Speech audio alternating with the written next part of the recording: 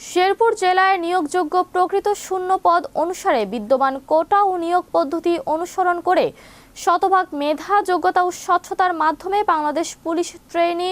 Recruit constable পদে নিয়োগ ফেব্রুয়ারি 2026-এর চূড়ান্ত ফলাফল প্রকাশ করা হয়েছে। শেরপুর জেলা প্রতিনিধি মাহফুজুর রহমান সাইমন জানান, সোমবার রাত্রি 8:30 ঘটিকায় শেরপুর পুলিশ লাইন্স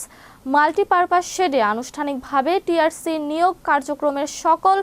ইভেন্টের কৃতকার্য প্রার্থীদের লিখিত, মনস্তাত্ত্বিক ও মৌখিক পরীক্ষায় প্রাপ্ত নম্বরের ভিত্তিতে উত্তীর্ণ প্রার্থীদের নাম এবং ফলাফল ঘোষণা করেন শেরপুর জেলার সম্মানিত পুলিশ সুপার ও টিআরসি নিয়োগ বোর্ডের সভাপতি জনাব AKM জহিরুল ইসলাম। এ সময় শতভাগ মেধা ও যোগ্যতার ভিত্তিতে স্বচ্ছতার মাধ্যমে Bangladesh police trainee recruit constable পদে প্রাথমিকভাবে নিয়োগপ্রাপ্ত হয় উত্তীর্ণ প্রার্থী ও